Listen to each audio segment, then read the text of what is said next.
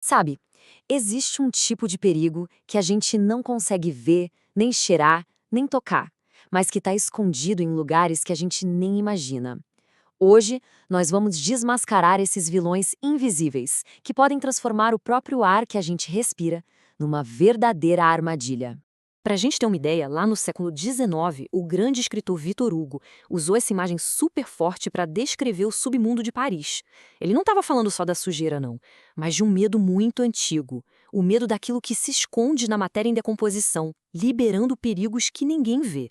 E essa preocupação do Victor Hugo nos leva a uma questão que é fundamental para a segurança em vários ambientes de trabalho e até mesmo em casa. O que acontece quando o próprio ar vira o perigo? A resposta para isso está numa única palavra: asfixia. Mas olha, não é tão simples quanto só prender a respiração. É uma falha no sistema todo, uma crise que acontece dentro do nosso corpo, lá no nível das células. A asfixia acontece exatamente quando a entrega de oxigênio para os nossos tecidos é interrompida. É como se a linha de suprimento, aquela que é vital para as nossas células, fosse cortada. E aí os sistemas começam a entrar em colapso.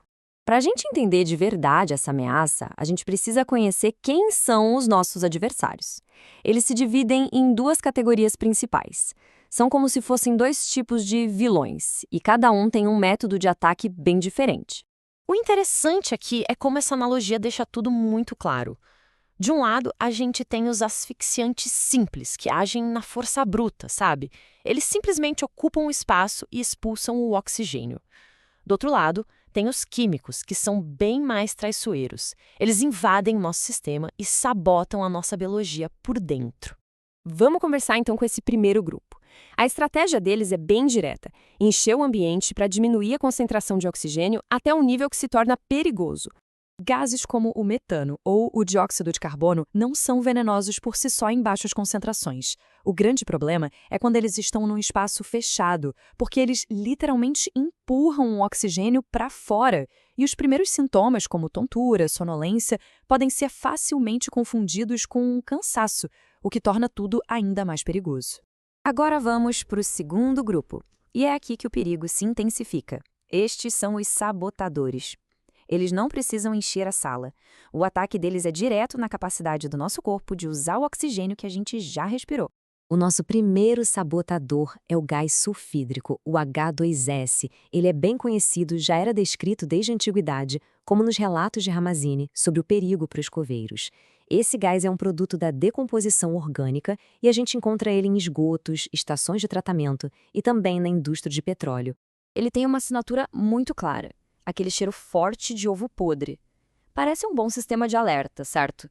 Mas é aqui que está a parte mais enganadora da história. Esse aviso não dura muito. Olha só como a ameaça escala rápido. Abaixo de 10 ppm, ppm significa partes por milhão. É uma forma de medir a concentração do gás no ar. Os sintomas são de irritação, mas acima de 100 ppm, os efeitos são dramáticos e podem ser fatais em questão de minutos, como infelizmente aconteceu em acidentes industriais, como de uma plataforma da Petrobras no início dos anos 2000. E isso nos leva à pergunta mais crucial e, sinceramente, aterrorizante sobre o H2S. Se o cheiro é o nosso alarme, por que ele para de tocar justamente quando o perigo é mortal? A resposta é a fadiga olfativa. O gás, em concentrações perigosas, literalmente desliga o nosso sentido do olfato. O alarme natural do corpo é silenciado e isso cria uma falsa e mortal sensação de que o perigo passou. A pessoa pode achar que está segura, enquanto o gás continua o seu ataque silencioso. O nosso segundo sabotador é, talvez, o mais famoso de todos, o monóxido de carbono, ou CO. Ele não tem cheiro, não tem cor e não avisa que está chegando. A tática dele é diferente. Ele se liga à hemoglobina no nosso sangue, formando o que a gente chama de carboxihemoglobina. E ele faz isso com uma afinidade, uma cola, mais de 200 vezes maior que o próprio oxigênio. Basicamente, ele sequestra os caminhões de entrega de oxigênio do corpo, impedindo que o oxigênio chegue onde precisa. E aqui a gente vê bem essa progressão. Com 20% de saturação, já começam dores de cabeça. Entre 30% e 40%, a pessoa pode desmaiar. E acima de 60%, a situação se torna letal se não houver um tratamento imediato. É uma escalada rápida e totalmente silenciosa. Bom, depois de conhecer os vilões, a pergunta que fica é: como lutar contra um inimigo invisível? A boa notícia é que existem, sim, estratégias e ferramentas muito eficazes para o contra-ataque. Então, o ponto crucial é este plano de 3 etapas. Primeiro, detectar. Como a gente viu com o H2S, não dá para confiar nos nossos sentidos. Detectores de gás são essenciais. Segundo, proteger. O uso correto de EPIs como máscaras é a nossa barreira física. E terceiro, agir.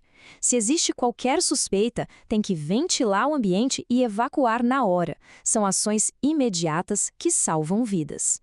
E caso a exposição aconteça, qual o tratamento?